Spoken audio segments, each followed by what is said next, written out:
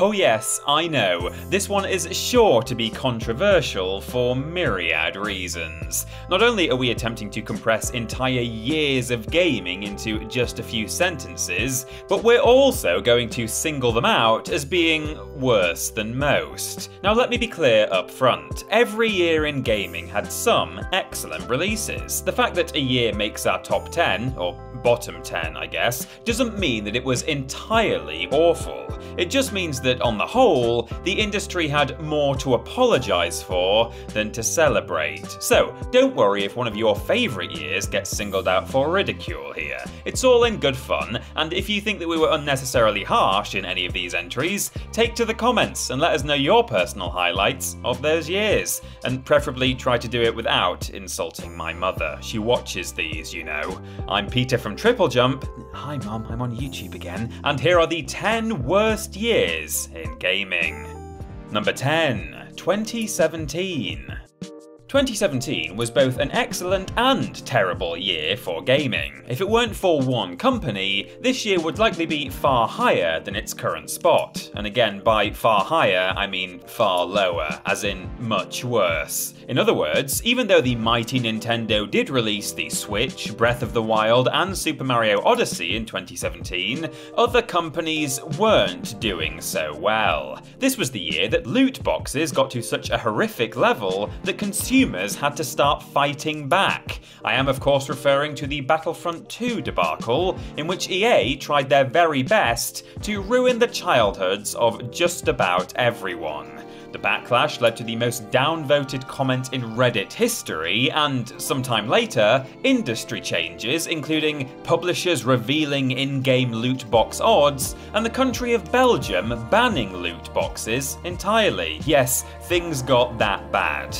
It was the year of PUBG as well, a game so successful that every game following it said, alright, let's take our thing and just make it that. We of course commend the success of PUBG, but on balance we actually consider it another bad thing about 2017 because of the absolute slew of Battle Royale games that came in its wake. We also can't forget the controversial Mass Effect Andromeda, even though when we shut our eyes at night we desperately wish we could, as well as Sony officially endorsing Life of Black Tiger, and oh, this just in, we're actually retracting any praise we gave Nintendo earlier because they corrupted Animal Crossing with microtransactions in 2017, which is about as great an act of sacrilege as turning Toad into a gigolo. Number 9, 2003. 2003's biggest offence was that it was, well, a bit boring. There was very little of note for the entire year. Sure, a few good games snuck through, but that's about it. It was also the year that Nintendo officially discontinued the Famicom, Super Famicom, and Game Boy Color, which was a bit sad. The only hardware releases were the Game Boy Advance SP, and of course, the mighty Nokia N-Gage, which pretty much would have sunk any year to number 9 in this list all by itself. The PSX also launched, and flopped, as did one of the year's most critically acclaimed titles, Beyond Good and Evil. Oh, and by the way, this script isn't my handiwork, the writer actually chose to include that, but I appreciate it all the same. While the likes of Star Wars Knights of the Old Republic and Mario Kart Double Dash released this year, unfortunately 365 days is a long time, and so scattering a few good games across a 12-month period isn't actually going to fill many of those 8,760 hours. A weird entry, I'll give you, probably not the kind of thing you were expecting from this list, but given that video gaming is supposed to be part of the entertainment industry, very little happening in a year is just about as bad as lots of terrible things happening in a year, if that makes any sense. Number 8, 1999.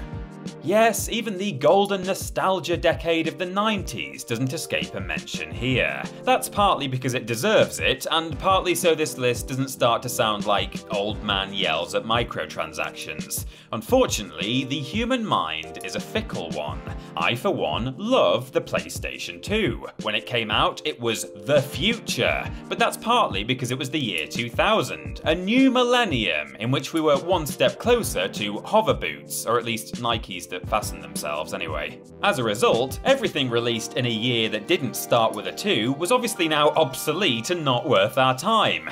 Well, I assume that's what the games industry was thinking, because very little was actually released in 1999. It seems like everyone was waiting for that new year. Aside from Sega, of course, but maybe that's why the Sega Dreamcast ultimately failed. If they'd only waited 12 more months, I'm sure it would have been absolutely fine. Now, jokes very much aside, 1999 was a year of very real tragedy in the form of the Columbine shooting in Colorado. You might ask why I've brought up such an awful subject in a list about video games, but as a result of this horrific event, video game violence was at its most scrutinised since the Mortal Kombat and Night Trap hearings in 1993. Of course, we're not trying to take anything away from the tragedy of the actual event, but purely within the context of video game discussion, it did have a fairly significant effect on the industry. Number 7, 2015. We'll admit it does feel a bit bad putting this year in our list when it saw the release of Bloodborne, Metal Gear Solid 5, The Witcher 3 and Rocket League. But not everything in 2015 was so welcome. This year's fight card of controversial events was definitely headlined by Hideo Kojima versus Konami, with the esteemed auteur taking his leave from the company. One of the saddest things to come from this was the cancellation of the upcoming Silent Hills, as revealed in the playable teaser PT.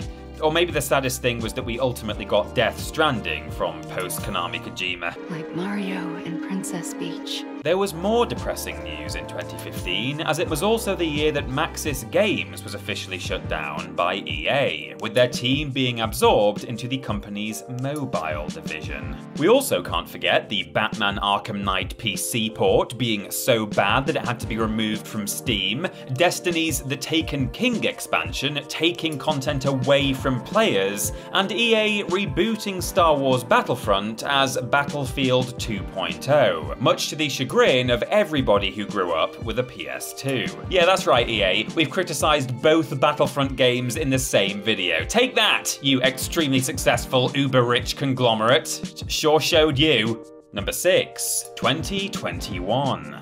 At the time of this script's writing, 2021 is still young, but as it currently stands, we're in for a bumpy ride. Considering the games industry is both a very predictable and highly unpredictable beast, this entry is either going to look very silly soon, or seem like we're pointing out the obvious. 2021 looks like it's going to be very bad for gaming, with its first quarter quiet with releases and a future that's likely to be riddled with delays. It will be silly to expect much in the way of top-notch games outside of maybe a few announcements. Additionally, there's going to be a continued shortage of consoles and graphics cards for the foreseeable future, a trend bleeding over from the 2020 launches of current-gen consoles. And as if 2021 weren't already lacking, it gets worse when you realise we're having things actively taken away from us, with Nintendo's Super Mario 3D All-Stars being removed from the market, and Sony threatening to close down a number of storefronts before deciding they're back for now. But you'll never quite know when we're going to try the same trick again. Considering that game preservation seems about as much a priority for Sony as historical architecture preservation is for Nathan Drake, it's certainly good news that the storefronts are remaining, but the fact that they even considered getting rid of them in the first place and have already removed a bunch of PlayStation classics is still very much a black mark for this year. Number 5, 2011. Free-to-play games with microtransactions aren't new. You can even trace their roots down to the likes of Habbo Hotel and Achaea Dreams of Divine Lands. But the reason they seem to be everywhere nowadays, and rather stretching the concept of micro, I must say, is basically because of 2011. It was then that, for the first time, free-to-play games made more money than paid ones on the iOS App Store. Combine the popularity of freemium mobile games with the later explosion of free-to-play MOBAs like LoL and Dota 2 and various other acronyms, and the big publishers soon came sniffing around. Naturally, the likes of EA and Activision, who absolutely love money, adopted the concept themselves and rammed it into whatever they could. We did see some great games this year, of course, but as we said earlier, you could say that about almost any 12-month period. This one specifically, though, was a turning point that caused so much ill will going forward for the industry. Thanks, 2011. Number 4, 1976. Who remembers General Instrument's integrated circuit, the AY3-8500? I'll tell you who. Just Philip, the guy who writes all of our very long and extremely detailed ranked lists. That guy knows everything, jeez. Anyway, the AY3-8500 integrated circuit nearly did irreparable damage to the early video game industry. 1 year earlier, in 1975, Atari released a home console version of Pong. Even if its name does just mean an unpleasant smell, it turned out to be rather popular. To capitalize on this, General Instruments launched the AY3-8500, which I'm already sick of saying out loud. A single chip that included not just a Pong clone, but a few other early games too. As they made it relatively cheaply, a load of manufacturers built simple home console cases to compensate, put the chip in it, and sold it for profit. Obviously, the market was quickly saturated, and the first video game crash, the crash of 1977, followed soon after. The video game industry nearly ended before it really began. Thankfully though, Space Invaders appeared in 1978 to get things back on track. Who knew table tennis could do more damage than shooting down aliens? Number 3, 2014.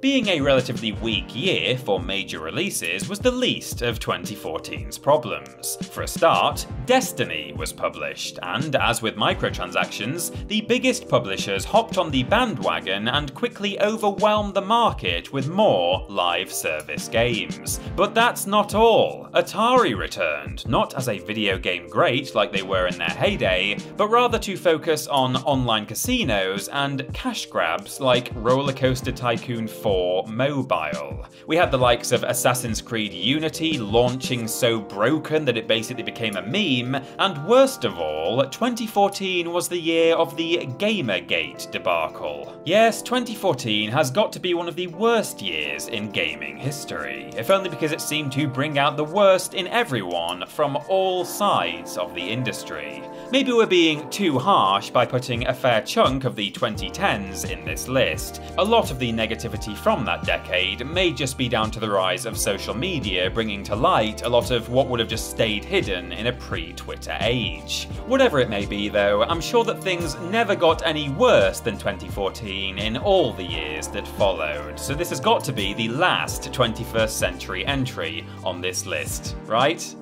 Oh god, oh no! Number 2, 2020. For the year where almost the entire planet shut down for a bit, 2020 still managed to have a lot of crap in it. As we discussed earlier, the new console generation began and was quickly plagued by mass shortages. Epic Games managed to permanently taint the 1984 analogy that everyone likes to use by going mano a mano with Apple. The Last of Us Part 2 launched and brought out the absolute worst of a certain subset of gamers who went on antagonistic tirades. And there were also the moments we found out that Ubisoft was worse than we could have possibly imagined, the Warcraft 3 Reforged controversy, Marvel's Avengers showing the world how not to do live service, and of course, Cyberpunk 2077. Jesus, and all of this while the pandemic caused countless games to be delayed. No amount of Hades or Animal Crossing can really make up for it. Call it a recency bias if you will, but I just call it a really bad year. So what could possibly be worse? Well, number 1, 1982.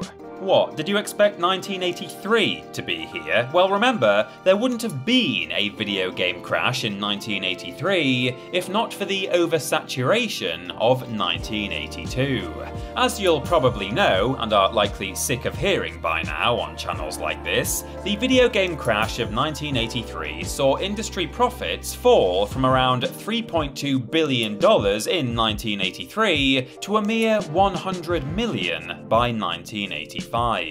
That's a drop-off of about 97%. Those were bad years. Thankfully though, 1983 itself saw the launch of the original Famicom in Japan, as well as Super Mario Bros. Hence the #1 spot going to 1982 for causing the whole debacle in the first place. Also, 1982 was the year of E.T., the title most often cited as a major cause of the crash and as one of the worst video games of all time.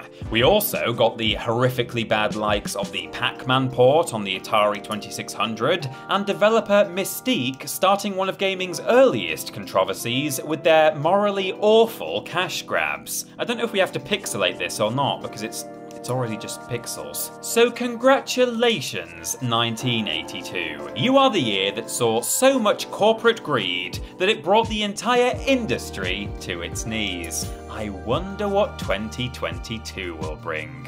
Don't have nightmares, everyone.